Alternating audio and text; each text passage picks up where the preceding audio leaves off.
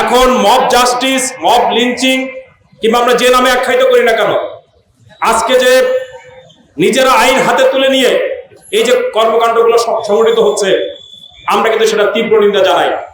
আমরা বলতে চাই, আজকে আমরা একটা দীর্ঘ লড়াই, আমরা 36 দিনের একটা লড়াই দেখেছি ধারাবাহিক, সর্বশেষ যেটা এই ছাত্রদের নেতৃত্বে সংগঠিত হয়েছে, কিন্তু সারা দেশের আমাদের পাহাড়ি সমতলের জনগোষ্ঠী, ছাত্র, শিক্ষক, নারী, লিঙ্গ নির্বিশেষে সেখানে সবাই অংশগ্রহণ করেছে।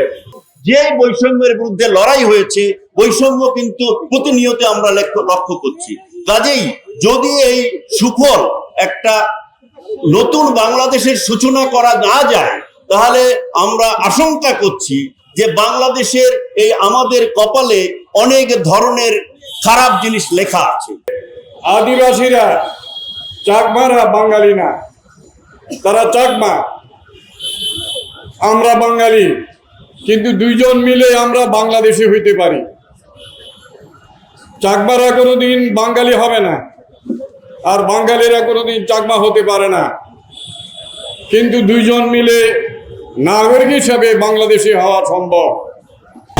অনতি বিলম্বে সংঘটিত ঘটনার সুষ্ঠু তদন্ত ও অতি দ্রুত প্রয়োজনীয় পদক্ষেপ গ্রহণ করতে হবে।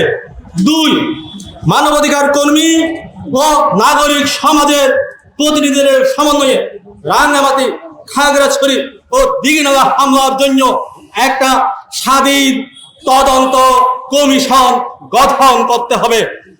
3, খাগড়াছড়ি সদর, দীঘিনালা ও রাঙ্গামাটিতে সহিংসতার শিকার পাহাড়ি অধিবাসী সহ 3 পার্বত্য জেলার যুগ্ম জনগণের জান মালের নিরাপত্তা নিশ্চিত করতে হবে।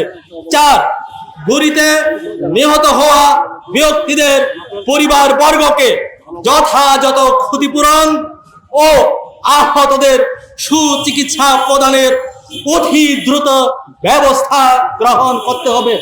5, যুগ্ম জনগোষ্ঠীর ক্ষতিগ্রস্ত বৌদ্ধ বিহার পুনর্নির্মাণ, দোকানপাট ও বাড়িঘরের মালিকদের যথাযথ ক্ষতিপূরণ দিতে হবে। 6, দায়িত্বরত বিভিন্ন সংস্থা ও মহলের যথাযথ দায়িত্ব পালন না করার জন্য সুস্থ তদন্ত সাপেক্ষে শাস্তিমূলক ব্যবস্থা গ্রহণ ও বিভাগীয় পদক্ষেপ গ্রহণ করতে হবে। আরেকটি অত্যন্ত জরুরি দাবি, পার্বত্য চট্টগ্রামের পরিস্থিতি স্থিতিশীল করার লক্ষ্যে অতি দ্রুত সম্ভব পার্বত্য চট্টগ্রাম আঞ্চলিক পরিষদের সাথে সরকারের নীতি নির্ধারকদের সংলাপ শুরু করার প্রয়োজনীয় উদ্যোগ গ্রহণ করতে হবে। এবং আমরা বলছি, প্রথম সরকার ক্ষমতায় আসার পর আমরা সংবাদ সম্মেলনে যে বক্তব্য দিয়েছি এবং পার্বত্য চট্টগ্রাম বিষয়ক মাননীয় উপদেষ্টার কাছেও যে বক্তব্য পৌঁছে দেওয়া হয়েছে, পাহাড়ে স্থায়ী শান্তি প্রতিষ্ঠার লক্ষ্যে পার্বত্য চট্টগ্রাম চুক্তি বাস্তবায়নের প্রক্রিয়াকে অন্তর্বর্তীকালীন সরকারের কার্যক্রমের অগ্রাধিকার তালিকায় রাখতে হবে। এই হচ্ছে আজকের সমাবেশ থেকে আমাদের 8 দফা দাবি।